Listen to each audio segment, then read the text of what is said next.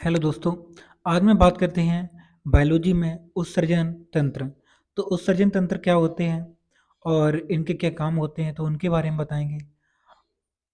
तो बात करते हैं सबसे पहले उत्सर्जन की।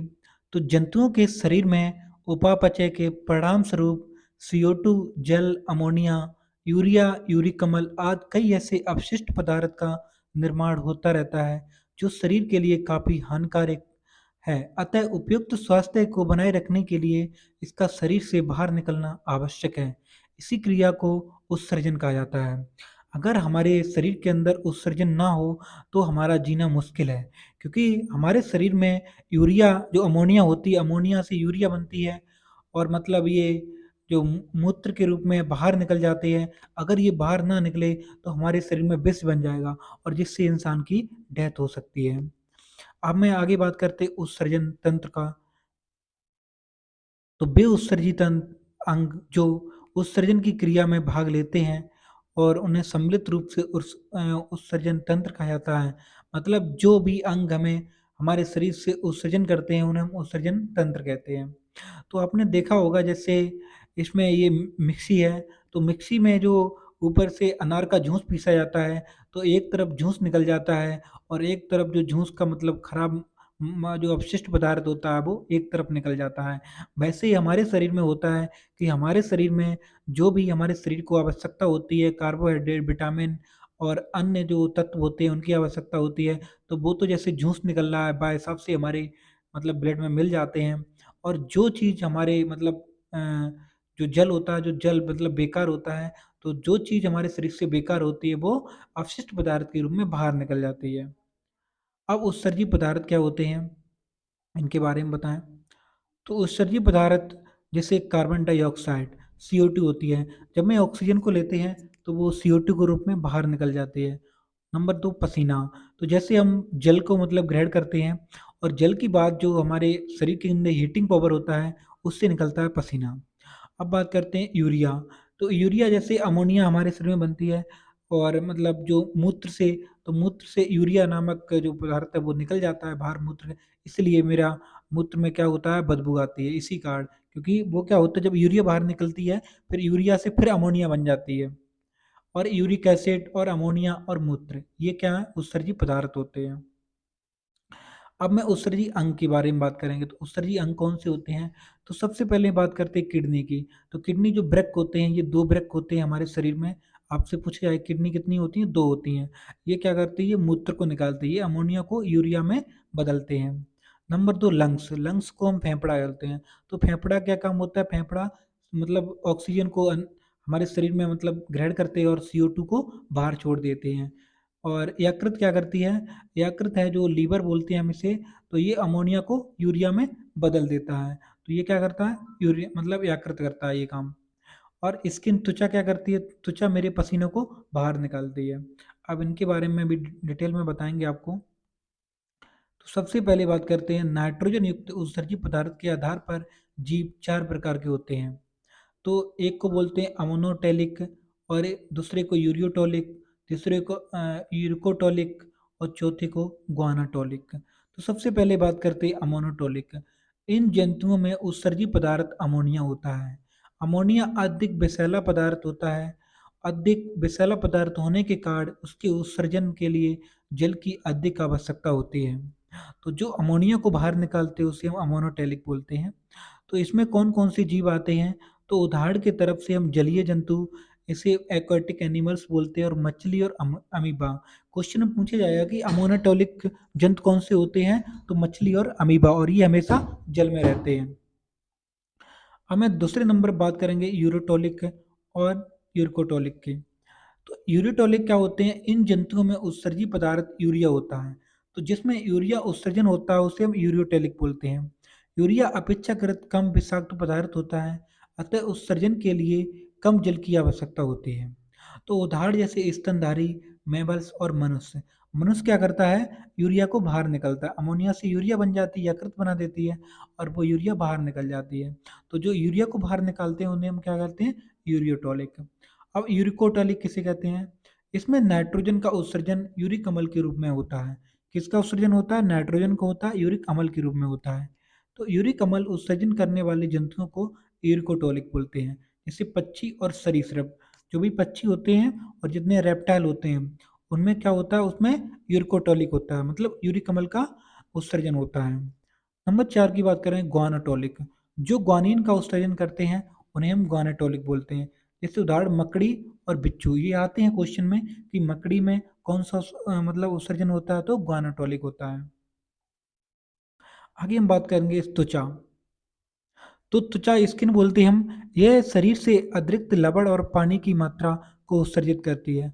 त्वचा में उपस्थित श्वेत ग्रंथियां तथा तेलीय ग्रंथियां के द्वारा क्रमशः पसीना एवं तेल का स्रावण होता है। तो हमारी जो त्वचा है, आप देख रहे हो, तो स्वीट ग्लैंड और ऑयल ग्लैंड। स्वीट ग्लैंड क्या करती है, जो मेरे शरीर से पसीना निकलता है वो कौन सी ग्लैंड निकालती है, श्वेत ग्रंथियां। और तेलीय ग्रंथियां क्या करती हैं, हमारे मतलब शरीर से तेल निकालती हैं। तो मेरे शरीर से जो पसीना होता है वो भी निकलना आवश्यक होता है और तेल भी निकलना आवश्यक होता है। अगर मेरे शरीर से तेल ना निकले तो मेरा शरीर का जो ऊपरी मतलब स्किन रहेगी वो क्या, सूखी सूखी हो जाएगी, जिससे हमारी शरीर की चमक चली जाएगी। और अगर जो पसीना ना निकले, उससे हमें रोग हो सकते हैं। तो जब पसीना निकल जाता है तो हमारा शरीर ठंडा पड़ जाता है। आगे बात करते हैं हम फेफड़े की। तो फेफड़े भी उत्सर्जी मतलब अंग हैं, तो इसे लंग्स बोलते हैं हम। फेफड़े कार्बन डाइऑक्साइड एवं जल वाष्प का उत्सर्जन करते हैं। जल वाष्प के रूप में फेफड़े लहसुन, प्याज एवं कुछ मसालों में पाए जाने वाले बाष्पशील घटक को शरीर से बाहर निकालते हैं। तो फेफड़े का मुख्य काम तो होता है कि ऑक्सीजन को अंदर ले जाना और कार्बन डाइऑक्साइड को बाहर छोड़ देना। या आकृति से लीवर बोलते हैं। यह शरीर के विषैले पदार्थ अमोनिया को यूरिया में बदलता है। ये क्वेश्चन आया हुआ है कि अमोनिया को यूरिया में कौन बदलता है, तो यकृत लीवर बदलता है। यह रक्त परिसंचरण तंत्र के दौरान बनने वाले अवशिष्ट बिलीरुबिन का भी उत्सर्जन करता है। अगर मेरे शरीर में बिलीरुबिन की मात्रा ज़्यादा हो जाएगी तो मुझे पीलिया हो जाती है। और आगे हम अब बात करते हैं ब्रेक किडनी। ये हमारे शरीर का सबसे महत्वपूर्ण उत्सर्जन तंत्र मतलब अंग है। यह मानव का मुख्य उत्सर्जी अंग है, जो नाइट्रोजन युक्त विषैले पदार्थों को उत्सर्जित करता है। गुर्दे का उद्देश्य मुख्य रूप से रक्त को फिल्टर करना है। मनुष्य में उदार गुहा में पीछे की ओर कशेरुकी दंड के दोनों ओर एक एक ब्रेक स्थित होते हैं। जो आपको ये दो ब्रेक दिख रहे हैं, ये दो ब्रेक होते हैं, किडनी बोलते हैं हम। ब्रेक के चारों तरफ पेरिटोनियम की झिल्ली पाई जाती है। इसके चारों तरफ है, ये पेरिटोनियम की झिल्ली पाई जाती है। प्रत्येक किडनी का वजन लगभग 140 से 180 ग्राम होता है। और ब्रेक किडनी किडनी को दो भागों में बांटा जाता है। एक तो कॉर्डेक्स बोलते हैं और दूसरे को मेडुला बोलते हैं। कॉर्डेक्स क्या है, ये ब्रेक का बाहरी भाग होता है। जो आपको ये भाग दिख रहा है बाहरी वाला, ये क्या होता है, कॉर्टेक्स होता है। और मेडुला क्या होता है, ये ब्रेक का आंतरिक भाग होता है। जो आपको ये भाग दिख रहे हैं आंतरिक वाले, अंदर वाले, इनको मेडुला कहते हैं। ब्रेक की कार्यात्मक एवं संरचनात्मक इकाई को नेफ्रॉन बोलते हैं। याद रखना, नेफ्रॉन। नेफ्रॉन का जो अंदर से ये झिल्लियां बनी होती छोटी छोटी, इन्हें हम नेफ्रॉन कहते हैं। प्रत्येक ब्रेक में लगभग 10 से 12 लाख सूक्ष्म एवं कुंडलित नलिका के रूप में नेफ्रॉन पाए जाते हैं। नेफ्रॉन क्या करते हैं, नेफ्रॉन जैसे हमारे शरीर में मूत्र या मतलब जो रक्त होता है, तो रक्त को ये छानने का काम करते हैं नेफ्रॉन। अगर रक्त ना छाना जाए तो हमारे अंदर अवशिष्ट जो भी जीवाणु वगैरह हैं वो जाकर हमारे शरीर को बीमार कर देंगे। और किडनी का अध्ययन विज्ञान की किस शाखा में किया जाता है, उसे हम नेफ्रोलॉजी कहते हैं। नेफ्रोलॉजी कहते हैं। उसके बाद हम बात करते हैं नेफ्रॉन की संरचना। तो नेफ्रॉन की संरचना किस प्रकार है ये भी याद रखना, क्योंकि इसके भी नाम पूछ लिए जाते हैं। तो नेफ्रॉन को हम सबसे पहले यहाँ से इसे एफिरेंट आर्टरी वाइड कहते हैं। तो यहाँ से जब रक्त जाता है, तो इसमें रक्त जाता है, तो रक्त जाके यहाँ क्या करता है, यहाँ ये क्या बोलते हैं हम इसे, इसे ग्लोमेरुलस कैपिलरी बोलते हैं। यहाँ से रक्त जाकर छानने का काम करता है। और जो मतलब जो जल भी होता है उसके साथ, तो जल का जो मतलब बेकार भाग होता है वो इसमें चला जाता है, जो पीला पीला आपको दिख रहा है, इस वाली ग्रंथि में चला जाता है। जिससे ये ग्रंथि क्या करती है, मूत्र बना देती है और रक्त यहाँ से छन के, ये रक्त की कणिका है, ये रक्त की कणिका है।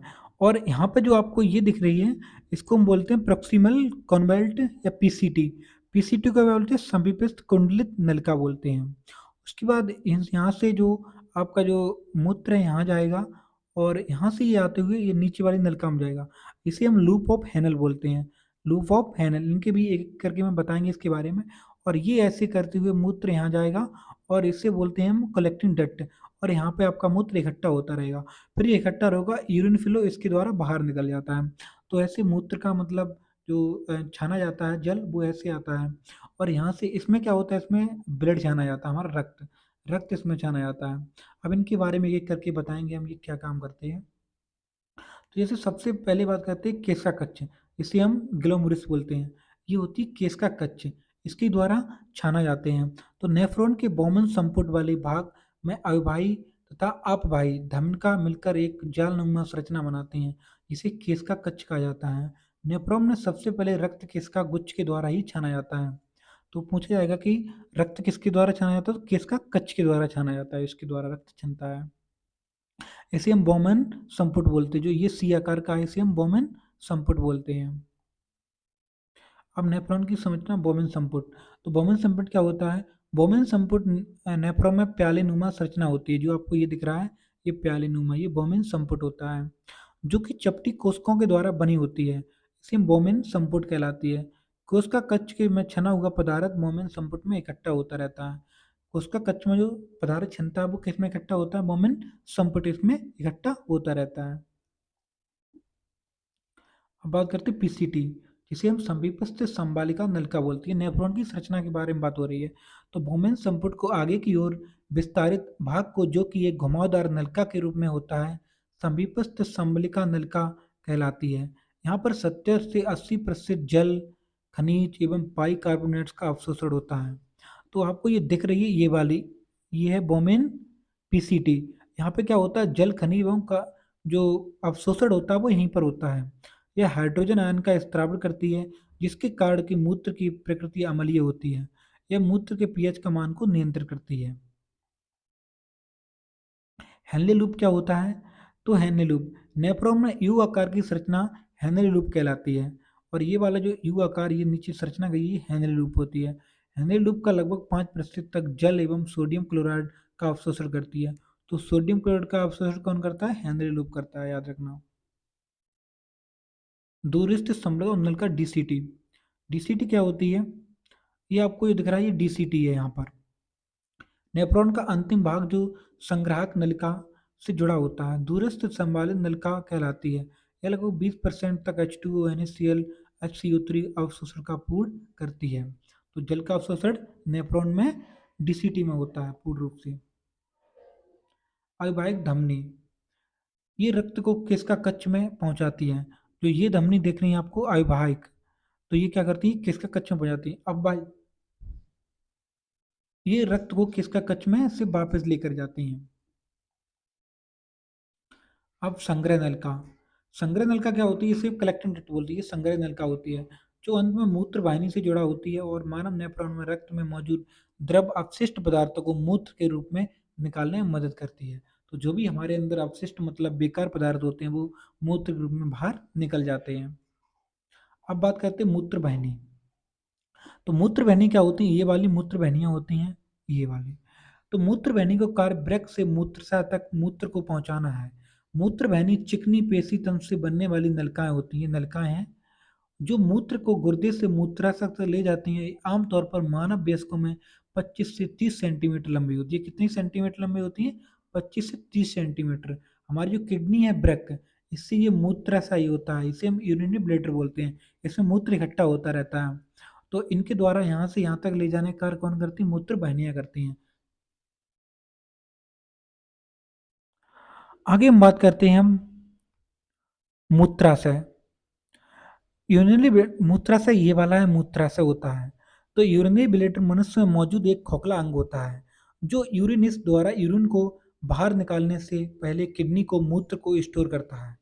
तो मूत्र मूत्र वाहिनियों के माध्यम से ब्लैडर मूत्राशय में प्रवेश करता है और मूत्र मार्ग के माध्यम से बाहर निकल जाता है। ब्लैडर को खाली करने की इच्छा पेशाब होने से पहले सामान्य वयस्क मानव ब्लैडर 300 से 500 मिलीलीटर के बीच यूरिन को स्टोर कर सकता है। तो 300 से 500 मिलीलीटर को इकट्ठा कर सकता है, ये वाला है। तो जैसे ही आपको ये खाली करने की इच्छा होती है, तो आपको पेशाब लगती है और ये आपका ब्लैडर खाली हो जाता है और फिर भरना शुरू हो जाता है। तो इसका कार्य यही होता है। अब ब्रेक में प्रति मिनट औसतन 125 मिलीलीटर और दिन भर में 180 लीटर रक्त फिल्टर होता है। तो हमारी किडनी रक्त का कितना फिल्टर करती है? 180 लीटर रक्त को फिल्टर करती है, प्रतिदिन की बात है ये। और मूत्र में जल कितना होता है? 95% होता है। यूरिया 2.7% होती है। खनिज लवण 2% होता है। यूरिक अम्ल 0.3% होता है। मूत्र का रंग हल्का पीला यूरोक्रोम के कारण होता है। और मूत्र का पीएच मान 6 होता है, अर्थात मूत्र हल्का अम्लीय होता है। क्योंकि जिसका पीएच मान 7 से कम होता है वो अम्लीय होता है, और जिसका पीएच मान 7 से ज़्यादा होता है वो क्षारीय होता है, और जिसका पीएच मान 7 होता है वो उदासीन होता है।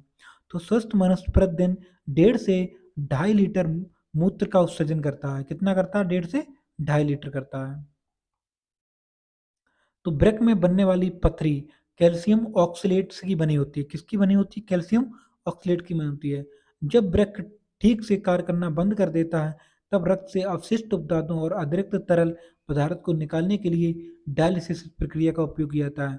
ये प्रक्रिया क्या होती है? इसमें हमारे पूरे ब्लड का रक्त छाना जाता है, जिससे हमारे रक्त में जो भी बेकार की चीज़ें होती हैं, जो भी जीवाणु या अवशिष्ट पदार्थ होते हैं, उनका यहाँ निकाला जाता है। और वो निकाल के हमारे रक्त को शुद्ध किया जाता है और फिर रक्त द्वारा चढ़ा दिया जाता है। डायलिसिस एक ऐसा उपचार है जो मशीन की उपयोग करके रक्त को फ़िल्टर करता है। अब इसके द्वारा क्वेश्चन पूछे गए हैं, उनके बारे में बात करेंगे। मानव उत्सर्जन तंत्र में अपशिष्ट के निष्कासन के लिए निम्न में से चरणों का सही क्रम है। तो सबसे पहले वृक्क होता है, फिर मूत्रशास्त्र, फिर मूत्रवाहिनी और मूत्रमार्ग होता है। पक्षी होते हैं, तो पक्षी में कौन सा होता है? यूरिकोटैलिक होता है। मनुष्य के वृक्क में पथरी बनती है। तो मनुष्य के वृक्क में पथरी किससे बनती है? तो आपको पता होना चाहिए कि वृक्क में पेल्विक एवं ऑक्सीलेटो लवणों से बनती है। मूत्र का पीला रंग किसकी मौजूदगी के कारण होता है? तो यूरोक्रम के कारण होता है। यूरिया का निर्माण होता है तो कहाँ होता है? यकृत में होता है। मूत्र का पीएच मान कितना होता है? 6 होता है। कौन सा अंग अमोनिया को उत्सर्जन करने के लिए यूरिया में परिवर्तित करता है? तो यकृत करती है। नेफ्रोलॉजी निम्न में से किसके अध्ययन से संबंधित है? तो ब्रेक से होता है, क्योंकि ब्रेक में नेफ्रोलॉजी पाई जाती है। डायलिसिस का उपयोग रोगियों के लिए किया जाता है, तो किसके लिए होता है? ये ब्रेक की परेशानी तब किया जाता है। उस नलिका का चयन कीजिए जो मूत्र को मूत्र से बाहर, शरीर के बाहर तक ले जाती है, तो उसे हम मूत्र वाहिनियाँ कहते हैं। हेयर पिन जैसी संरचना को नेफ्रॉन का एक भाग होता है, उसे क्या कहते हैं? तो हेयर पिन, इनके बारे में, तो इसे हम हेंदी लूप बोलते हैं। चलो बस मेरा यहाँ पर एंड हो गया क्वेश्चन का। तो मैं बात करते हैं कि अगर मेरी वीडियो अच्छी लगी तो वीडियो को सब्सक्राइब करना, और मतलब चैनल को सब्सक्राइब करना, वीडियो को लाइक करना और शेयर करना, और कमेंट में बताना कि आपको वीडियो कैसी लगी। ज़रूर कमेंट करना एक बार, जिससे मुझे उत्साह पैदा हो।